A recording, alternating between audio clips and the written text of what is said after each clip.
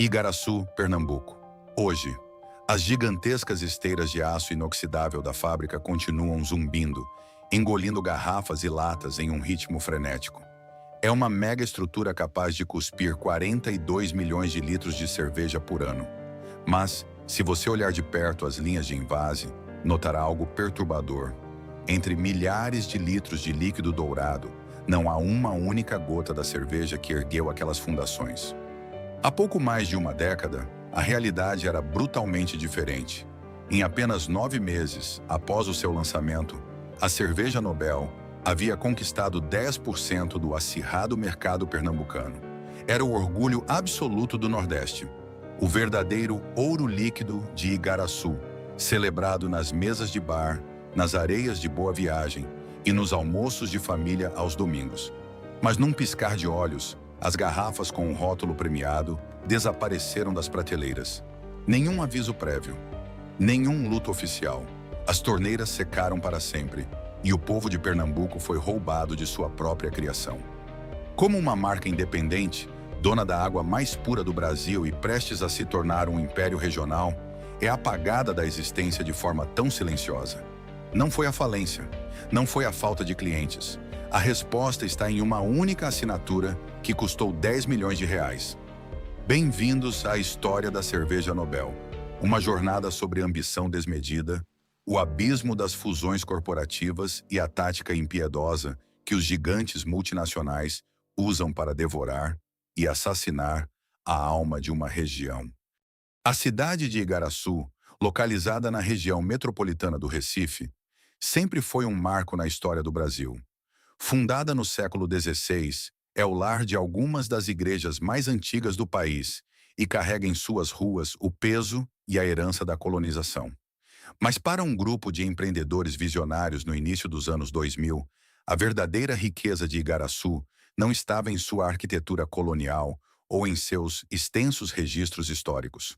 O verdadeiro tesouro, de valor incalculável, estava escondido bem abaixo da terra.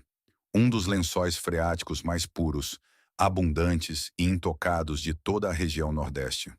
A água. O elemento primordial, a alma absolutamente inegociável de qualquer grande cerveja. Em setembro de 2006, essa água cristalina tornou-se a fundação de um sonho industrial audacioso. Nascia a indústria de bebidas Igaraçu, que logo ficaria conhecida no mercado simplesmente como IBI. Em um cenário nacional que já era massivamente dominado por gigantes como a Ambev e a Chincariol, tentar lançar uma nova cervejaria independente, com ambições de larga escala, era, para a maioria dos analistas financeiros, um ato de loucura financeira. O Nordeste brasileiro, com seu clima invariavelmente quente e um consumo voraz de bebidas geladas, era uma verdadeira zona de guerra para as corporações multinacionais. Elas controlavam a distribuição de forma agressiva, dominavam os bares de esquina, monopolizavam as prateleiras dos supermercados e bombardeavam as mentes dos consumidores através de campanhas publicitárias multimilionárias na televisão. Mas os fundadores da IBI tinham uma convicção inabalável. O povo de Pernambuco merecia uma cerveja que não fosse apenas mais um produto de massa padronizado, mas sim um símbolo genuíno de identidade e excelência local.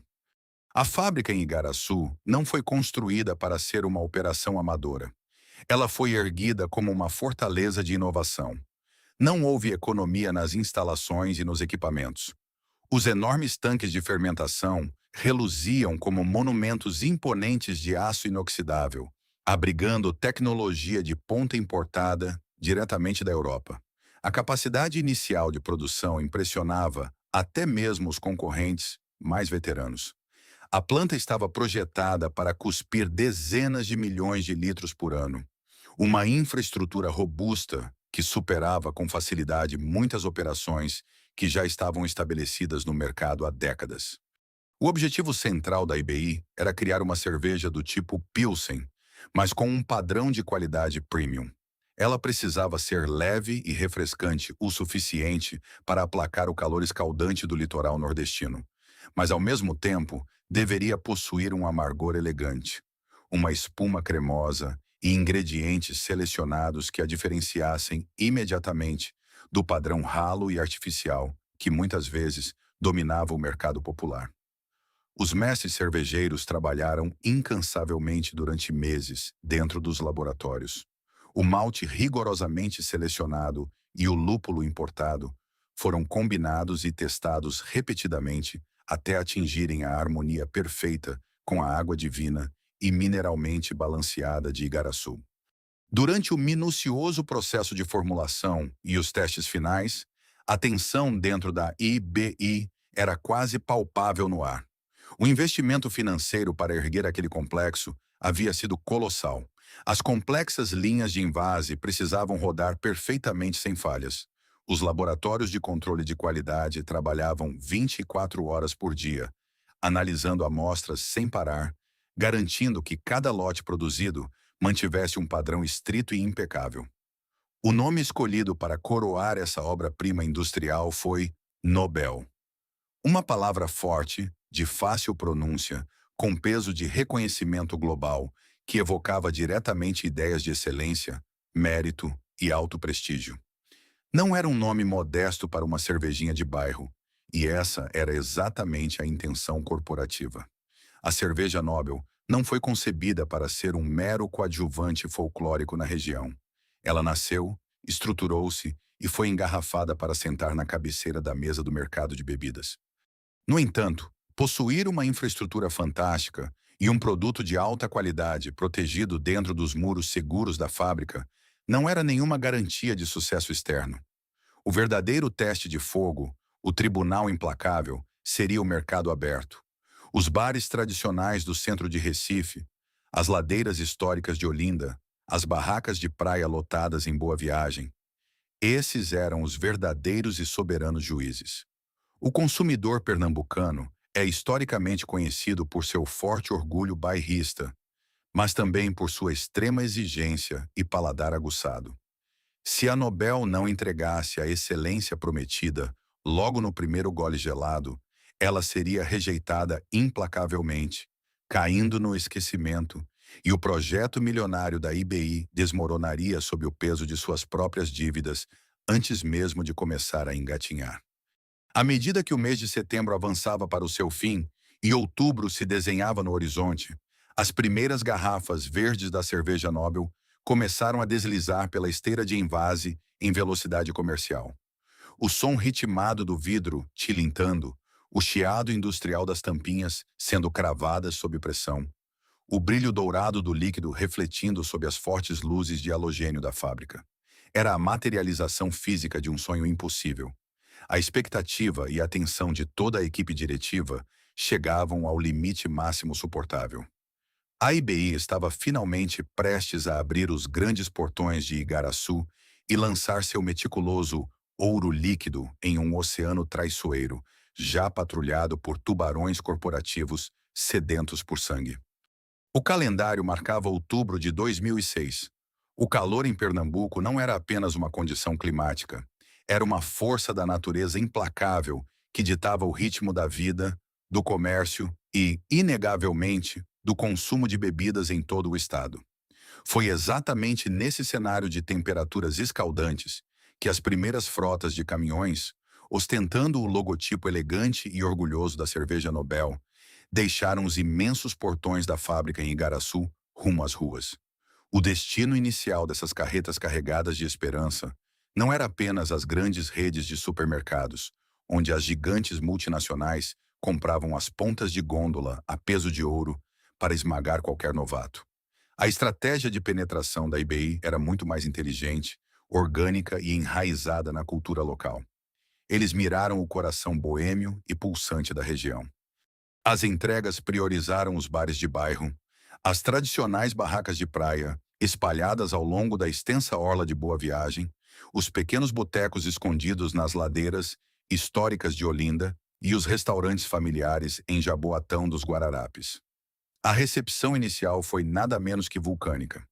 Quando o consumidor pernambucano, famoso por seu bairrismo feroz e por defender violentamente suas raízes culturais, percebeu que havia uma cerveja de altíssima qualidade, produzida no seu próprio quintal, a resposta foi uma adesão quase imediata.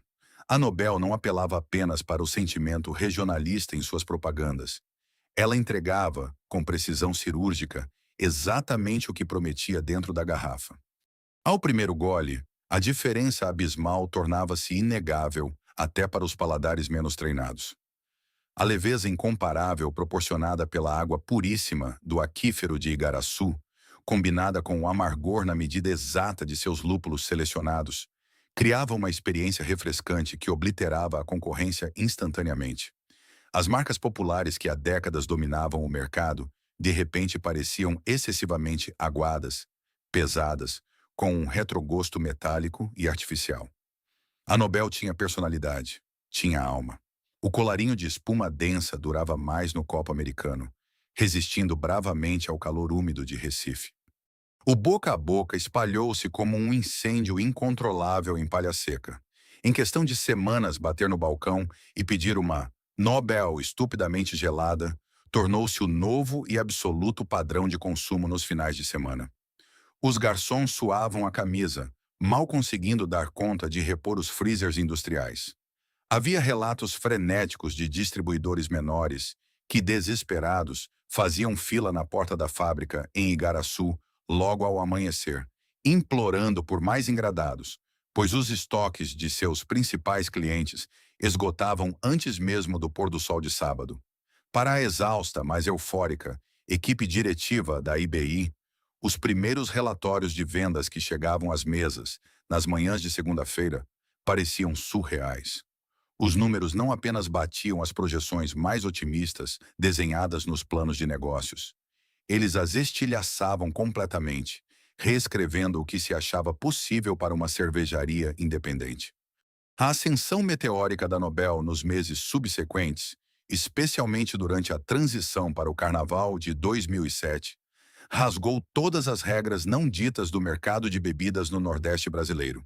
Em apenas 9 meses de operação comercial, um intervalo de tempo considerado meramente embrionário para qualquer indústria de bens de consumo de capital intensivo, a cerveja Nobel alcançou um marco que desafiava qualquer lógica corporativa tradicional. Ela capturou de forma avassaladora 10% de todo o disputado mercado de cervejas de Pernambuco.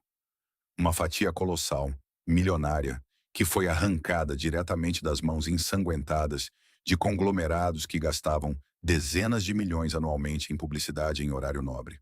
A mega fábrica de Igaraçu operava agora em ritmo alucinante, com seus 42 milhões de litros de capacidade anual, subitamente parecendo não um exagero ambicioso de seus fundadores, mas uma necessidade física premente para evitar o desabastecimento nas ruas.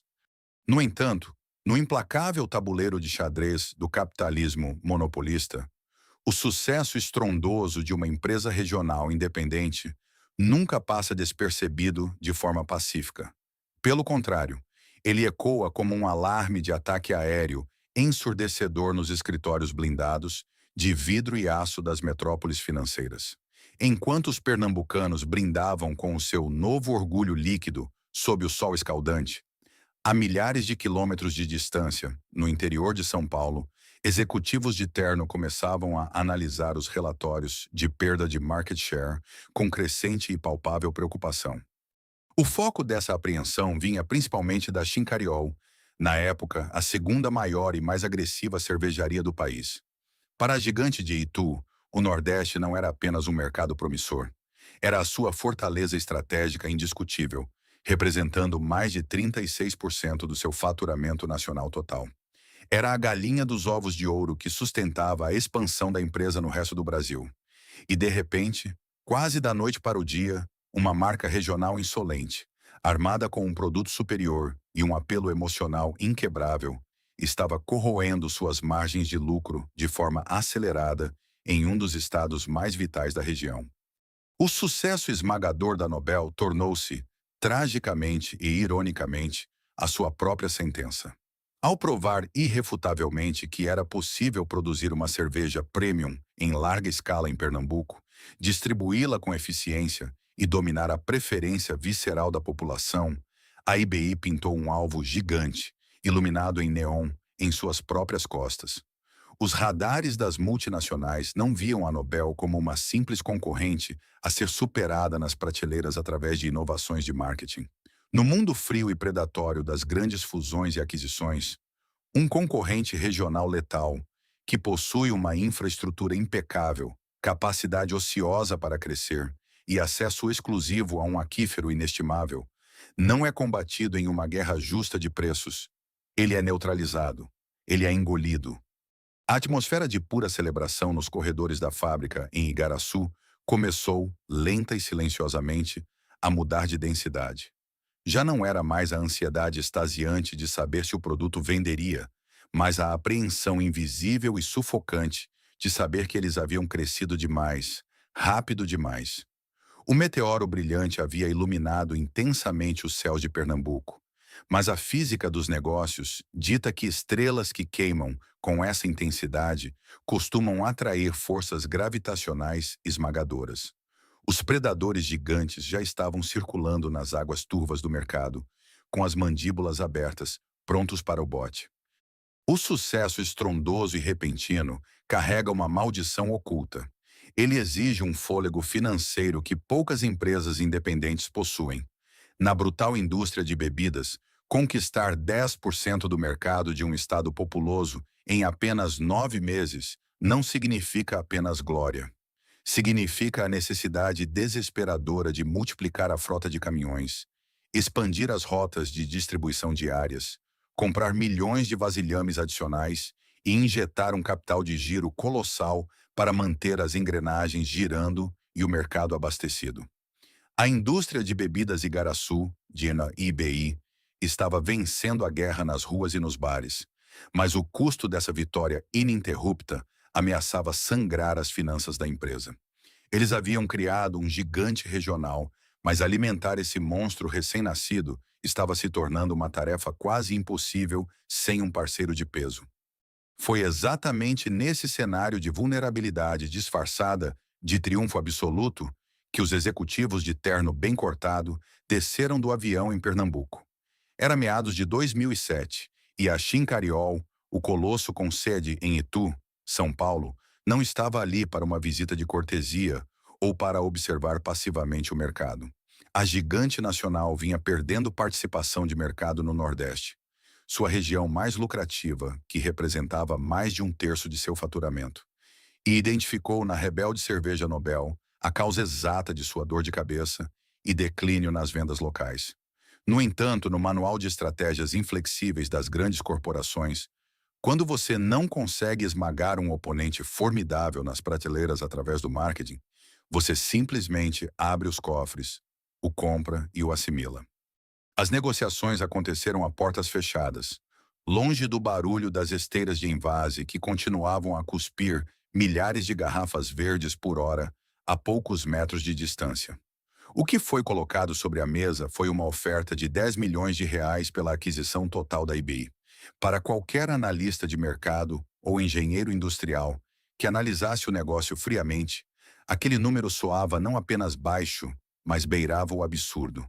Estávamos falando de uma planta industrial novíssima, equipada com tecnologia europeia de ponta, assentada estrategicamente sobre um dos melhores lençóis freáticos do país, com uma capacidade instalada pronta de impressionantes 42 milhões de litros por ano. Erguer uma fábrica com aquelas especificações a partir do zero custaria múltiplas vezes esse valor. Mas a Chincariol sabia exatamente o que estava fazendo. Eles não estavam apenas precificando os tijolos e os tanques de aço inoxidável. Eles estavam precificando a exaustão dos fundadores locais, que precisavam desesperadamente de alívio logístico e estrutura nacional. Para convencer os criadores da Nobel a entregarem as chaves do seu império incipiente, a Chincariol entoou o clássico e hipnótico Canto da Sereia corporativo. Os executivos paulistas desenharam um futuro brilhante e irresistível nas telas de projeção. Prometeram, olhando nos olhos, que a marca Nobel não apenas seria preservada, mas seria elevada ao status de intocável dentro do portfólio. Garantiram injeções maciças de capital na fábrica, acesso irrestrito à formidável malha logística da Chincariol e prometeram transformar a cerveja pernambucana em um produto premium distribuído em todo o território brasileiro, de Manaus a Porto Alegre. Para os fundadores da IBI, Pressionados pela responsabilidade diária de lutar contra os gigantes, a oferta parecia a salvação perfeita. Era a chance dourada de ver o seu amado ouro líquido conquistar o Brasil, impulsionado por um motor financeiro inesgotável. Em junho de 2007, o contrato final foi assinado. A tinta da caneta no papel selou o destino de uma das aventuras empresariais mais fascinantes e meteóricas da história recente do Nordeste. No momento em que as assinaturas foram concluídas, houve um brinde no ar-condicionado frio das salas de reunião, acompanhado de sorrisos calculados e apertos de mão rigorosos. Uma sensação inicial de alívio e de dever cumprido tomou conta dos criadores da Nobel. Afinal, eles haviam construído do nada uma marca tão poderosa que forçou a segunda maior cervejaria do país a render-se ao seu valor. Mas essa euforia inicial tinha um prazo de validade, medido em poucas horas. Assim que os executivos da Chincariol saíram pela porta com os contratos guardados em suas pastas de couro, uma atmosfera fria, estranha e pesada desceu sobre a fábrica em Igaraçu. A realidade crua do capitalismo de aquisições começou a se infiltrar lentamente pelas paredes. Os fundadores, que até a manhã daquele dia tomavam decisões baseadas puramente na paixão pelo produto e no respeito profundo ao consumidor local, perceberam com um nó agonizante no estômago que haviam se tornado meros espectadores em sua própria casa. Eles haviam vendido o controle absoluto. A cerveja Nobel agora não passava de uma linha minúscula em uma planilha de Excel, avaliada a milhares de quilômetros de distância. O som das máquinas na fábrica já não parecia mais uma sinfonia de independência regional, mas o ritmo mecânico de um trabalho terceirizado. A diretoria que respirava o ar salgado do Recife foi substituída pelas ordens de diretores em Itu, que sequer conheciam o gosto da água de Igaraçu. O canto da sereia havia funcionado com perfeição letal.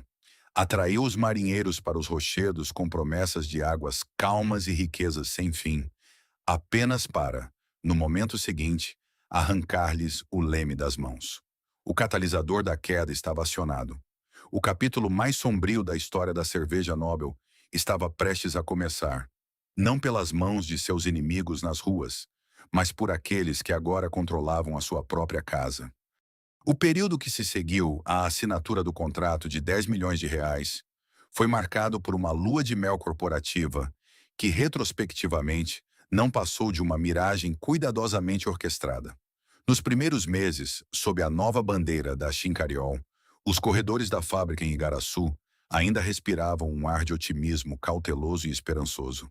Afinal, a gigante paulista estava em um processo agressivo de diversificação e premiumização de seu portfólio em nível nacional. Eles haviam recentemente adquirido marcas artesanais imensamente respeitadas no sul e sudeste, como a Baden-Baden, nas montanhas frias de Campos do Jordão, e a Devassa no vibrante cenário carioca. Para a equipe original e os operários da cerveja Nobel, a lógica do mercado parecia cristalina. Eles seriam, inevitavelmente, a joia da coroa do Nordeste. Eles imaginavam estar posicionados lado a lado com essas marcas de prestígio, recebendo o mesmo nível de investimento pesado, reverência técnica e a tão sonhada expansão territorial que lhes havia sido prometida naquelas reuniões a portas fechadas. Mas o mercado de cerveja no Brasil, especialmente no escaldante e populoso Nordeste, não opera sob a lógica do romantismo regional. Ele opera sob a ditadura fria do volume, da capilaridade logística e da participação implacável de mercado. A Chincariol era, em sua essência mais profunda, uma colossal máquina industrial projetada para produzir, escoar e vender a sua principal marca de massa, a Nova Chin. Esta era a cerveja que lutava uma guerra sangrenta, diária e multimilionária contra conglomerados como a Ambev em cada esquina, supermercado e bar do país. O Nordeste não era apenas um mercado adjacente para a Chincariol. Era o pulmão financeiro dessa guerra global, representando, na época, espantosos 36,2% de todo o faturamento da empresa no Brasil. Quando os altos executivos em Itu, São Paulo, olharam para os impressionantes relatórios de vendas da Nobel, eles não viram uma cerveja premium com um apelo cultural único e potencial para conquistar o paladar do país inteiro. Eles viram uma anomalia perigosa. Eles viram uma ameaça regional altamente eficiente que estava roubando fatias preciosas do seu próprio mercado mais lucrativo e ameaçando a hegemonia da nova Shein. A aquisição da indústria de bebidas Igaraçu, IBI, não foi uma jogada para criar um novo campeão de vendas nacional. Foi uma manobra de contenção de danos. Aos poucos, a verdadeira e amarga natureza dessa aquisição começou a se revelar, não através de grandes anúncios em comunicados de imprensa, mas por meio de pequenas, silenciosas e implacáveis mudanças de rota corporativa. A primeira grande vítima da nova administração foi a autonomia estratégica. As decisões vitais sobre a marca deixaram de ser tomadas sentindo o vento quente de Pernambuco. Qualquer nova campanha publicitária, qualquer patrocínio estratégico das festas de São João locais, ou até mesmo uma simples expansão de rota de entrega, precisava agora cruzar o país e aguardar a aprovação de executivos em escritórios de vidro em São Paulo. Esses diretores olhavam para o Nordeste puramente através de planilhas de rentabilidade de curto prazo. A dura realidade bateu à porta de Igaraçu. A cerveja Nobel não havia sido comprada para ser uma ponta de lança ofensiva. Ela havia sido adquirida para servir como um escudo defensivo, comprado a peso de ouro para ser guardado no fundo do armário. A asfixia sistemática da cerveja Nobel começou exatamente onde o mercado competitivo mais perdoa falhas, no orçamento e no maquinário. O fluxo inesgotável de capital, que havia sido jurado para campanhas de marketing expansivas, secou quase da noite para o dia. Os anúncios vibrantes, engajados e orgulhosamente pernambucanos, que antes dominavam o horário nobre da televisão local e estampavam os imensos outdoors nas avenidas engarrafadas do Recife, começaram a desaparecer como fantasmas. Em seu lugar, a Shein-Cariol intensificou o bombardeio incessante de propagandas genéricas da nova Shein. Sem o oxigênio financeiro do marketing em um mercado de massa, movido quase inteiramente à lembrança de marca, a conexão emocional visceral que a Nobel havia construído tão rapidamente com seu público começou a ser cruelmente testada. Mas o golpe corporativo mais devastador e humilhante ocorreu no próprio chão de fábrica, no coração técnico de Igaraçu. A mega estrutura reluzente de aço inoxidável, concebida meticulosamente e construída com tecnologia europeia, especificamente para produzir 42 milhões de litros da mais pura cerveja premium, começou a receber novas ordens de produção ditadas pela matriz paulista. A Shein-Cariol determinou que a planta pernambucana era estrategicamente perfeita e economicamente muito viável para otimizar sua logística de distribuição de produtos de massa no Nordeste. Lentamente, sob os olhares incrédulos dos funcionários locais, as esteiras que antes carregavam com exclusividade as elegantes garrafas verdes da Nobel começaram a ser inundadas por engradados de nova Shein e outros produtos de combate da empresa.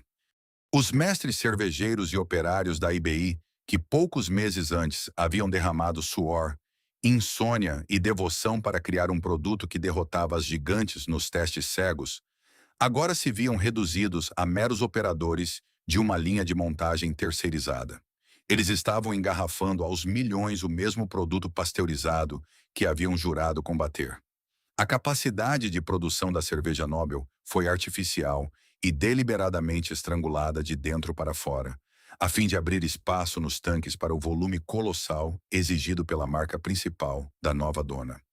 Os efeitos dessa sabotagem corporativa silenciosa não tardaram a chegar às ruas. Quando os distribuidores independentes e os donos de bares tradicionais pediam carregamentos de Nobel para abastecer seus fins de semana, começaram a encontrar de forma inédita rupturas severas no estoque. Não havia falta de demanda e definitivamente não havia falta de capacidade na fábrica de Igaraçu. Havia simplesmente uma ordem superior para não produzir.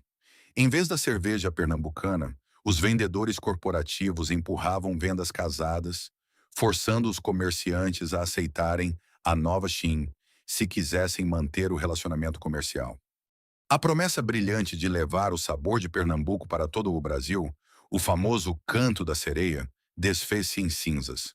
Ao invés de uma expansão gloriosa e de um banho de loja em todo o país, a marca foi colocada em um estado deliberado de coma induzido. Ela era mantida viva nas planilhas apenas o suficiente para não justificar reclamações públicas de abandono, mas fraca o bastante para nunca mais representar qualquer ameaça interna aos sagrados números da nova Shin.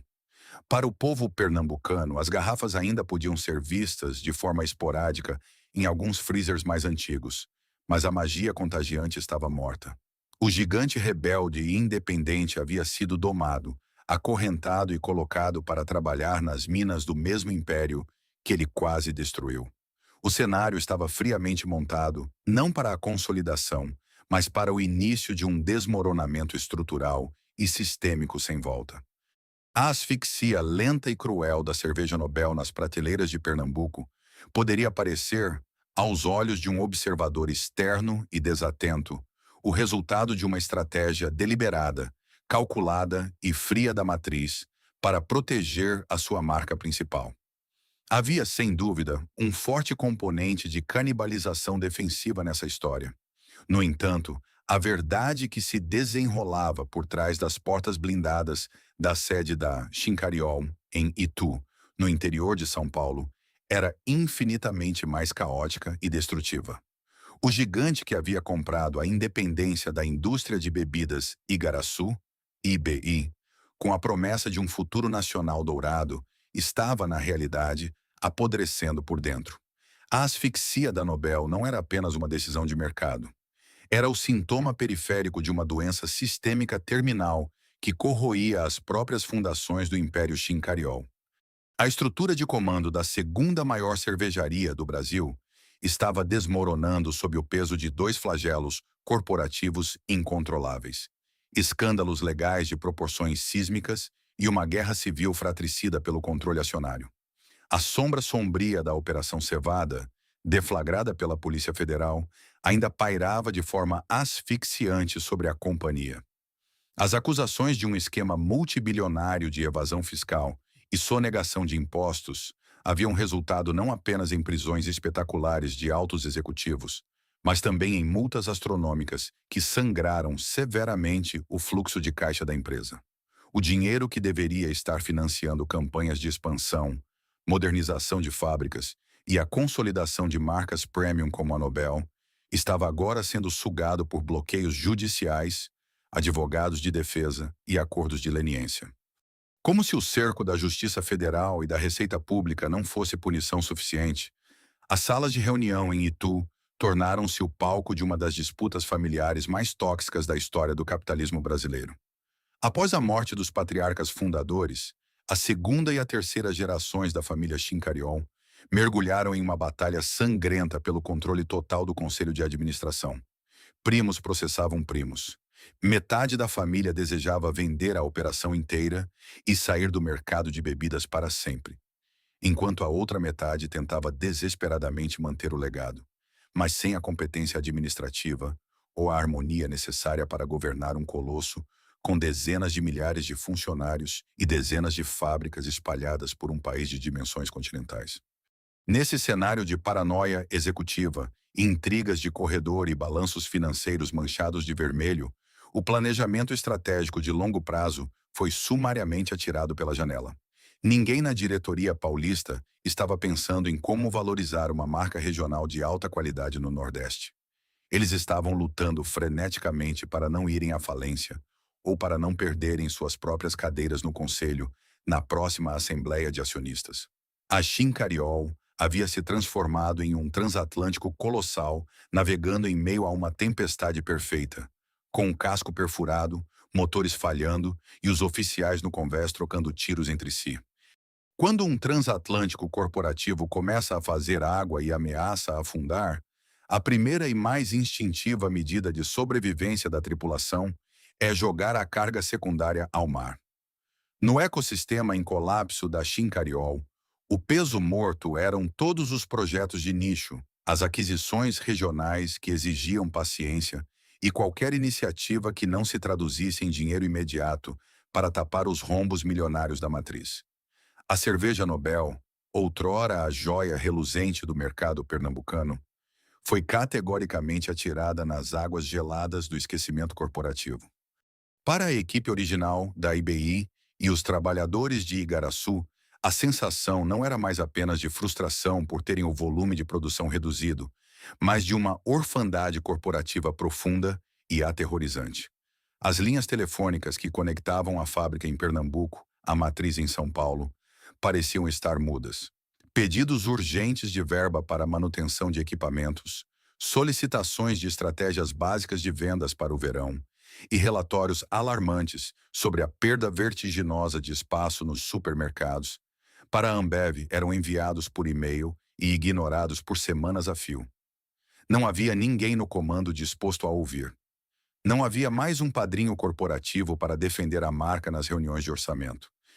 A fábrica de Igaraçu, ironicamente, continuava a bater recordes de eficiência.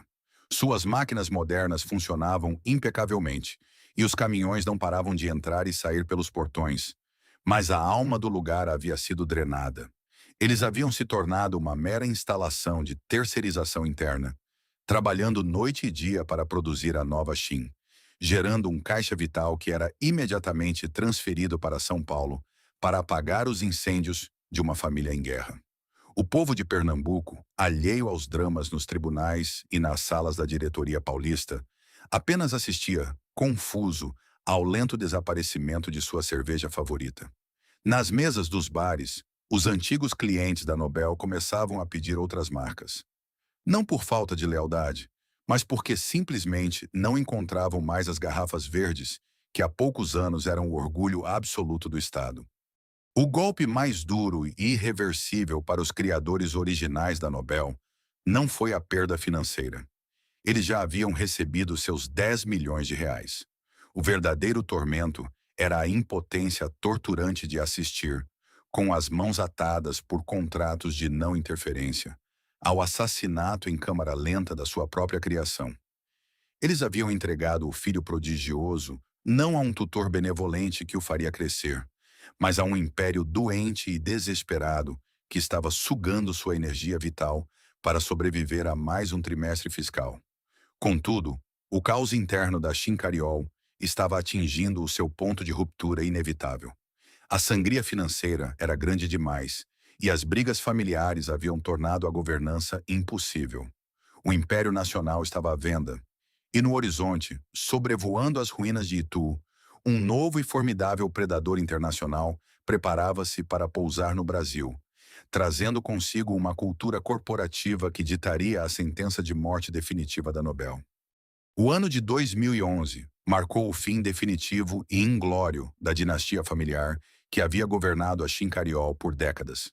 Pressionada por dívidas asfixiantes, escândalos legais ininterruptos e uma guerra fratricida no conselho de administração, a família não teve outra alternativa senão ceder o controle do seu império decadente. O comprador que emergiu para assumir as rédeas não era um rival doméstico familiarizado com as nuances caóticas do mercado nacional de bebidas, mas sim um colosso estrangeiro com bolsos incrivelmente profundos. A Kirin Holdings, uma gigante corporativa sediada no Japão. Por impressionantes 3,95 bilhões de reais iniciais pelo controle majoritário, seguidos pela compra total da operação, os japoneses fincaram sua bandeira no Brasil, rebatizando imediatamente a empresa para Brasil Kirin. Nas instalações da fábrica, em Igaraçu, a notícia da aquisição internacional foi recebida, inicialmente, com uma onda de profundo alívio. Para os operários e gestores em Pernambuco, que passaram os últimos 4 anos assistindo à asfixia lenta da cerveja Nobel, sob uma administração paulista negligente e falida, a chegada da Kirin parecia a promessa de uma salvação providencial. Afinal, tratava-se de um conglomerado global respeitadíssimo, conhecido por sua eficiência implacável, tecnologia de ponta e profundo respeito pela engenharia cervejeira. A esperança ingênua que circulava pelos corredores da Ibelmarn era que os novos donos japoneses, com seus rigorosos padrões de qualidade, reconheceriam imediatamente o valor intrínseco da Nobel. Acreditava-se que eles olhariam para aquele líquido premium, feito com a água puríssima do aquífero nordestino, e finalmente liberariam os pesados investimentos em marketing e distribuição que a marca tanto merecia. No entanto, essa esperança desmoronou com a mesma velocidade em que foi criada. O que os funcionários em Pernambuco não compreenderam foi que a transição de poder não trouxe apenas novos crachás e um novo logotipo corporativo. Trouxe um choque cultural de proporções tectônicas. A cultura corporativa de Tóquio, fundamentada na precisão matemática extrema, na padronização global e na aversão visceral a ineficiências operacionais, colidiu violentamente com a realidade orgânica, relacional e passional do mercado de cervejas do Nordeste brasileiro.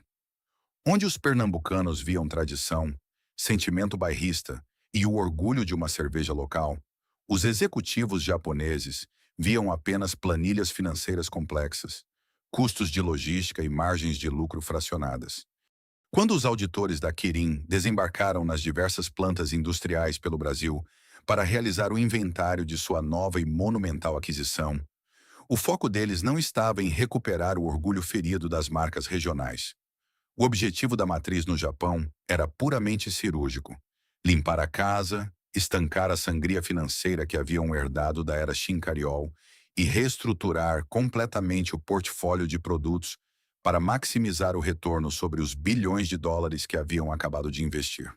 Para uma corporação focada em metas de rentabilidade de longo prazo e padronização de processos, marcas que não atingiam um determinado limite de volume ou que exigiam estratégias de marketing altamente regionalizadas tornavam-se, automaticamente, alvos primários para a eliminação.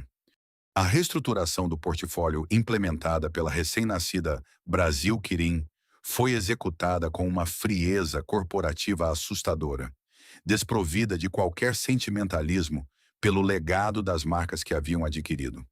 Os diretores asiáticos e seus executivos recém-contratados em São Paulo desenharam uma matriz estratégica binária e inflexível.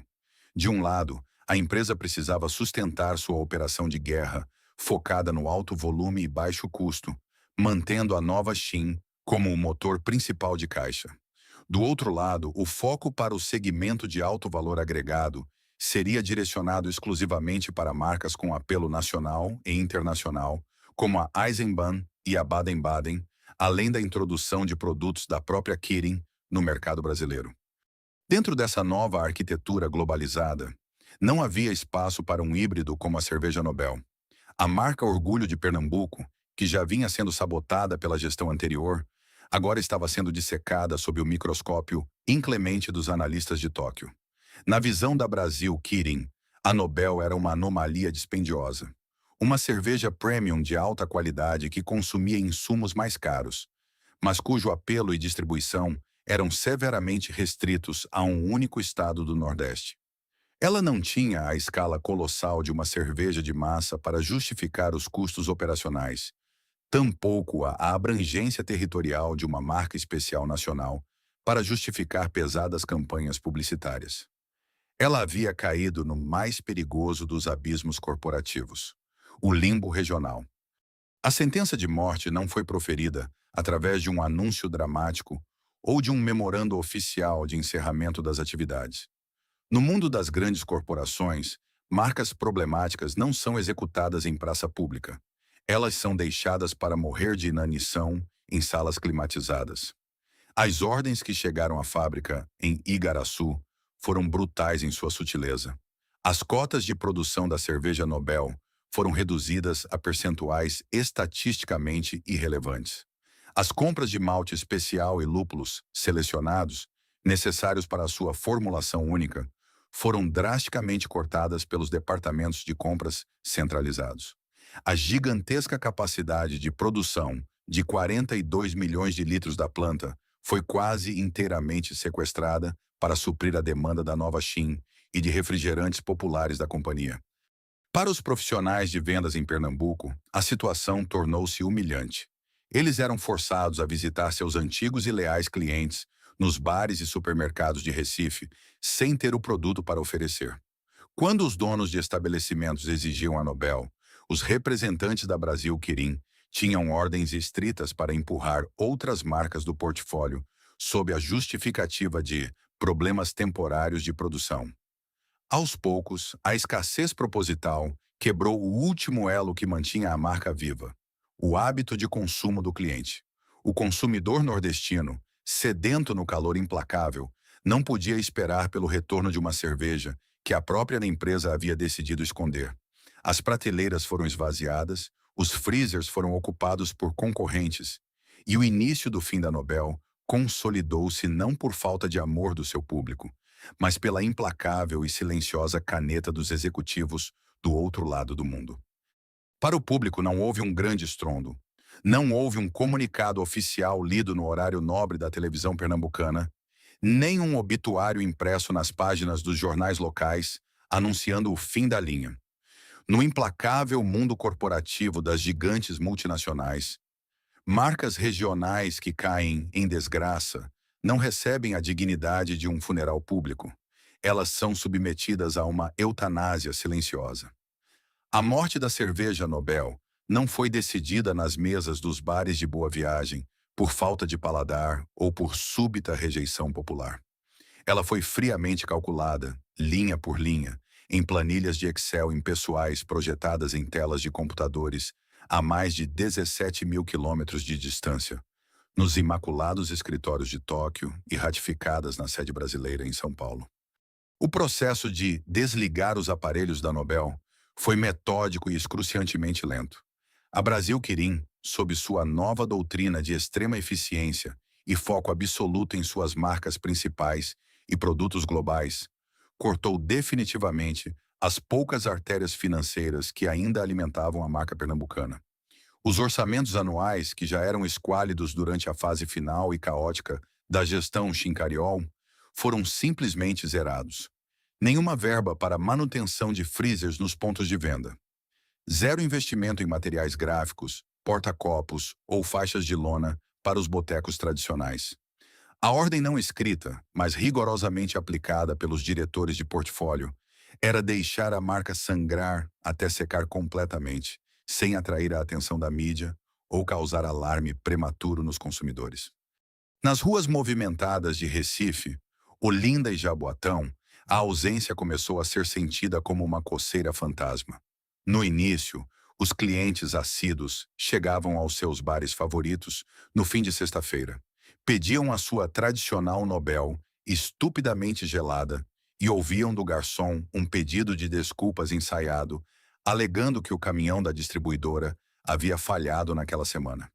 Era uma desculpa plausível em um país com gargalos logísticos complexos. Mas a primeira semana de ruptura transformou-se em um mês. O mês transformou-se em um semestre. A escassez espalhou-se rapidamente das pequenas vendas de bairro para as grandes redes de supermercados. A seção de cervejas, antes iluminada pelo verde vibrante e orgulhoso da Nobel, foi rapidamente engolida pelo vermelho da nova Shin e pelas marcas empurradas pela nova matriz asiática. O consumidor pernambucano, que outrora abraçou a marca como um símbolo de excelência regional contra o monopólio das gigantes, começou a aceitar, com uma mistura de frustração e melancolia, que a sua cerveja favorita estava evaporando no ar. Enquanto o silêncio engolia a marca nas ruas, dentro dos imensos portões da fábrica de Igaraçu, a realidade era um espetáculo de ironia cruel. A unidade industrial, erguida anos antes com a missão sagrada de envasar o puro ouro líquido nordestino, operava agora em capacidade máxima. As caldeiras queimavam a todo vapor, os gigantescos tanques de fermentação estavam abarrotados e as linhas de envase de alta tecnologia funcionavam 24 horas por dia, 7 dias por semana. O aquífero cristalino e intocado sob o solo pernambucano continuava a fornecer a água mais pura e perfeitamente balanceada do país. No entanto, nenhum daquele maquinário monumental estava produzindo uma única gota de cerveja Nobel. Os operários originais da indústria de bebidas Igaraçu, os mesmos homens e mulheres que haviam chorado de emoção ao ver a primeira garrafa de Nobel sair da linha de produção em 2006, agora trabalhavam de forma mecânica e desolada. Suas mãos habilidosas, treinadas para garantir o padrão premium da cerveja local, eram forçadas a operar esteiras que cuspiam incessantemente milhões de latas de marcas genéricas, de baixo custo e refrigerantes de apelo massivo. Eles haviam se tornado prisioneiros em sua própria fortaleza. O maquinário que outrora representava a independência industrial de Pernambuco havia sido rebaixado a um mero apêndice logístico da Brasil Quirim. As antigas bobinas de rótulos da Nobel, com seu design premiado, juntavam poeira nos cantos obscuros dos almoxarifados até serem finalmente descartadas nas lixeiras de refúgio industrial. O golpe final, o suspiro derradeiro da marca, não veio com um colapso estrutural, mas com um apagamento corporativo total. Sem produto envasado, sem campanhas de marketing, sem representantes de vendas dispostos ou autorizados a lutar por ela, a Nobel deixou de existir estatisticamente. Ela foi removida silenciosamente dos catálogos de pedidos dos distribuidores, apagada dos sites corporativos e sumariamente riscada das apresentações anuais de resultados para os acionistas. A eutanásia silenciosa havia sido concluída com um nível assustador de precisão clínica. Uma marca que, em seu auge meteórico, havia conquistado estrondosos 10% do mercado de Pernambuco em menos de um ano, forçando a segunda maior cervejaria do Brasil a abrir os cofres em pânico absoluto, não morreu porque o povo deixou de amá-la. Ela não faliu porque sua qualidade decaiu. A cerveja Nobel foi executada pela matemática impiedosa da consolidação globalizada. Ela foi vítima do abismo que existe entre a paixão de uma cultura local e os gráficos de rentabilidade de curto prazo de acionistas globais. Quando a poeira baixou e as prateleiras esqueceram o seu nome, o cadáver da Nobel foi enterrado sem lápide. Mas a gigante fábrica de Igaraçu ainda não havia terminado sua jornada. Ela estava prestes a ser entregue ao seu terceiro e definitivo mestre. O relógio corporativo nunca para de bater, e a paciência do capital financeiro é notoriamente curta. A passagem da Brasil Quirim pelo país, que havia começado com a promessa de uma reestruturação bilionária e a imposição de uma cultura de eficiência infalível, transformou-se rapidamente em um desastre operacional de proporções históricas. A tentativa de forçar um portfólio engessado em um mercado gigantesco e volátil, aliado a uma crise econômica severa que assolou o país em meados da década, fez com que as operações da Quirim sangrassem dinheiro a um ritmo insustentável. No início de 2017, a matriz em Tóquio finalmente cedeu à pressão. Exausta de injetar recursos em um mercado que não compreendia plenamente e cujas margens de lucro teimavam em despencar, a gigante japonesa decidiu arrumar as malas e colocar toda a sua operação brasileira à venda. O comprador que emergiu para arrematar o império falido não era nenhum aventureiro desconhecido. A Heineken, o colosso cervejeiro holandês e a segunda maior cervejaria do mundo, viu na derrocada da Quirim a oportunidade de ouro e o atalho logístico perfeito para expandir massivamente sua presença no Brasil e desafiar a hegemonia da Ambev.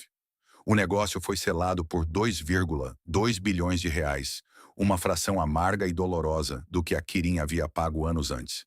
Para a imensa fábrica em Igaraçu, Pernambuco, essa nova e colossal transação representava a terceira mudança radical de propriedade em pouco mais de uma década. De fundadores locais apaixonados para uma família em guerra, Shinkaryo, depois para executivos japoneses focados em cortes, Kirin, e agora, finalmente, para um império global europeu focado em consolidação. A chegada da Heineken trouxe consigo um rigoroso padrão de auditoria de escala mundial e um foco absoluto na otimização de ativos. Quando os engenheiros e diretores de operações holandeses inspecionaram a fábrica pernambucana, eles não encontraram uma estrutura obsoleta. Pelo contrário, depararam-se com uma joia industrial. Eles não apenas reconheceram a infraestrutura de classe mundial que havia sido instalada desde a fundação independente da indústria de bebidas Igaraçu, IBI, mas ficaram maravilhados com a pureza inigualável daquele mesmo lençol freático profundo que outrora dera vida à cerveja Nobel.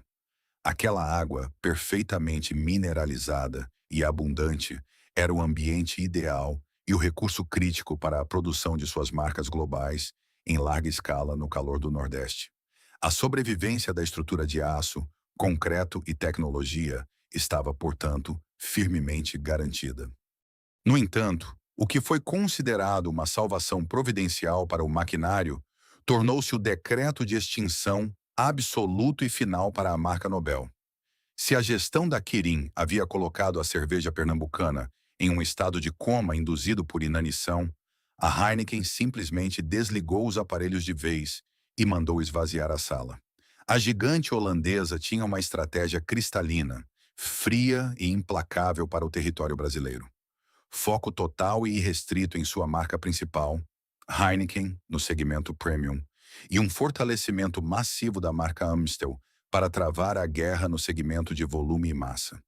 Não havia o menor vestígio de interesse executivo em investir tempo, dinheiro ou capacidade fabril para reviver uma marca regional que já estava desaparecida das prateleiras, cujos direitos e memórias haviam sido brutalmente corroídos pelo abandono. A extinção da Nobel não foi comunicada com nenhum traço de lamento. Foi executada como um mero ajuste rotineiro de inventário durante a migração de sistemas. Os últimos resquícios burocráticos e legais que mantinham o nome Nobel, atrelado aos registros de produção da companhia, foram baixados e arquivados. As ordens formais desceram aos almoxarifados de Igaraçu para incinerar e descartar definitivamente qualquer antigo rolo de rótulo esverdeado, tampa personalizada ou material promocional desbotado que ainda pudesse estar escondido em algum canto escuro da instalação. O processo de assimilação corporativa estava concluído com sucesso cirúrgico. A ironia cruel e silenciosa dessa transição monumental pairava de forma invisível sobre o chão da fábrica. O complexo cervejeiro de Igaraçu continuava a prosperar formidavelmente. Suas chaminés ainda exalavam o doce vapor do mosto fervente, e seus tanques de maturação brilhavam sob o sol nordestino, com força total. A mesma água pura, o verdadeiro tesouro intocado, que motivou o sonho de independência em 2006, continuava a ser extraída das profundezas da terra, em volumes gigantescos. A fábrica havia sobrevivido às intempéries do mercado, mas o custo dessa sobrevivência foi a perda total de sua alma. O coração pernambucano que antes ditava o ritmo daquelas engrenagens foi removido e substituído por um motor globalizado e altamente eficiente. A Nobel foi apagada para sempre da história comercial, deixando para trás um maquinário imponente que agora servia exclusivamente a senhores estrangeiros, engarrafando cervejas que o povo do Recife aprendeu a consumir, mas que nunca, em tempo algum, puderam chamar genuinamente de suas. Se você visitar Igaraçu hoje e caminhar pelos arredores do vasto complexo industrial, o som metálico e rítmico das linhas de envase continua a ecoar forte, como um coração de aço que se recusa a parar. As imensas chaminés respiram. As frotas de caminhões formam longas filas nas docas de carregamento sob o sol escaldante. E dezenas de milhares de litros de cerveja continuam sendo produzidos a cada hora. Visualmente e financeiramente, a fábrica é um monumento inquestionável ao sucesso industrial, à resiliência e à eficiência logística. No entanto, para os moradores mais antigos e para os trabalhadores locais que viram os primeiros tijolos dessa mega estrutura serem assentados em 2006, as máquinas lá dentro operam com uma eficiência fria e quase fantasmagórica. Elas tornaram-se, em sua essência, engrenagens sem rótulo, operando em modo automático para servir a mestres cujas identidades mudam conforme o vento das bolsas de valores internacionais. Muitos dos operários e técnicos especialistas que, no passado, ajudaram a formular e engarrafar a premiada Cerveja Nobel, ainda cruzam os portões da fábrica todas as manhãs. Eles batem seus pontos, vestem os uniformes padronizados da atual corporação global e cumprem suas longas jornadas de trabalho com a excelência técnica que a grande indústria exige. Mas o brilho nos olhos, aquele sentimento visceral de pertencimento e orgulho autêntico de estar produzindo a nossa cerveja, foi substituído pela rotina mecânica de quem apenas executa ordens estritas, enviadas de escritórios localizados em outros continentes. Eles monitoram painéis de controle digitais e inspecionam latas de marcas holandesas e produtos de combate genéricos, silenciando a própria memória da época em que cada lote aprovado pelos laboratórios era comemorado como uma vitória pessoal e intransferível de Pernambuco. Fora dos muros da fábrica, nas ruas, o rastro deixado pela Nobel transformou-se em uma espécie de folclore urbano, uma memória afetiva que teima em resistir à passagem do tempo e à homogeneização agressiva do mercado globalizado. Nas mesas de lata dos botecos mais tradicionais no centro histórico do Recife, ou nos calçadões de Boa Viagem, quando a conversa avança pela madrugada, não é raro ouvir os consumidores mais velhos lamentarem a padronização dos sabores atuais enquanto relembram, com saudosismo, a espuma densa, a leveza e o amargor perfeito da verdinha de Igaraçu. Para essa geração, a perda da cerveja Nobel não representou apenas a substituição de um produto de consumo por outro na prateleira do supermercado. Foi a extirpação de um pedaço da identidade cultural nordestina contemporânea. Durante aqueles curtos e intensos anos de glória, a cerveja havia se tornado um símbolo tangível de que a região poderia não apenas competir, mas vencer os gigantes sudestinos e internacionais em seu próprio jogo de xadrez corporativo, utilizando seus próprios recursos naturais e o talento de sua própria gente. Essa é, talvez, a face mais sombria, silenciosa e invisível da consolidação do mercado. Ela não precisa destruir os prédios, demitir toda a força de trabalho ou secar as fontes de água. Ela simplesmente padroniza os sabores, sufoca as peculiaridades locais e transforma paixões regionais genuínas em meras notas de rodapé nos relatórios de auditoria financeira. A fábrica de Igaraçu é hoje uma engrenagem vital na máquina corporativa da Heineken no Brasil, garantindo o abastecimento de milhões de pessoas e gerando empregos indispensáveis para uma economia local. Contudo, ao olhar para aqueles portões imponentes, a comunidade sabe que o verdadeiro espírito que outrora corria por aquelas tubulações brilhantes, o ouro líquido feito por pernambucanos, para pernambucanos, foi drenado para sempre, deixando um vazio cultural que nenhuma marca estrangeira de bilhões de dólares conseguiu ou conseguirá preencher. A história da cerveja Nobel é, em sua essência, um dos contos corporativos mais amargos e instrutivos da história industrial recente do Brasil. Quando os fundadores da indústria de bebidas Igaraçu, IBI, assinaram aquele contrato de venda por 10 milhões de reais em meados de 2007, eles acreditavam estar garantindo a imortalidade e a expansão nacional de sua criação. Do ponto de vista estritamente pessoal e financeiro, a saída foi rápida e lucrativa. Eles construíram um império do zero e o venderam no auge absoluto, um feito que a maioria dos empreendedores passa a vida inteira tentando alcançar sem sucesso. No entanto, o preço oculto dessa transação revelou-se devastadoramente alto para o legado da marca e para o povo que a abraçou com tanto fervor.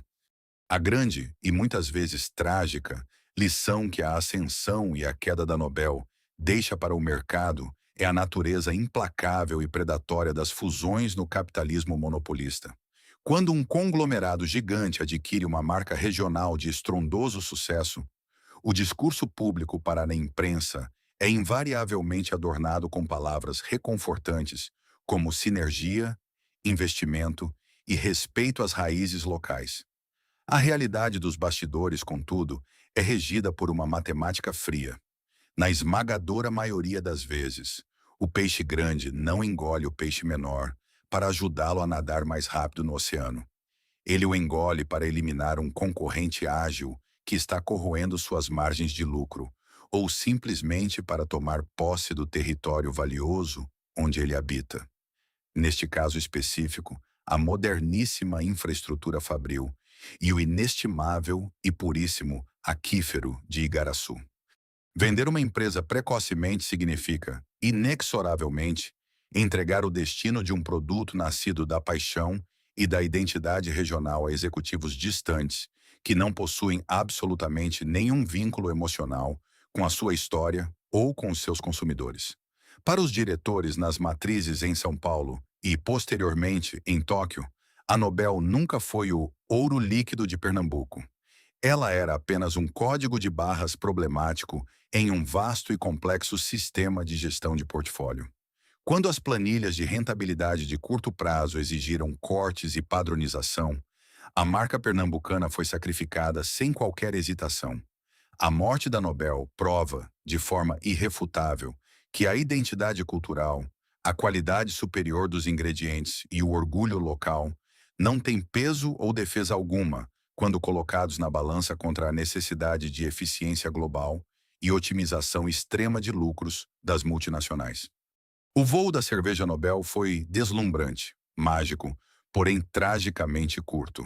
Em menos de uma década, ela passou de um sonho audacioso de fundadores idealistas para um fenômeno de mercado que capturou 10% de um estado altamente competitivo, apenas para ser asfixiada até se tornar uma memória extinta. O seu verdadeiro legado não reside em garrafas vintage, esquecidas, ou no maquinário monumental que hoje trabalha incansavelmente para donos estrangeiros, mas no alerta silencioso e doloroso que ela emite.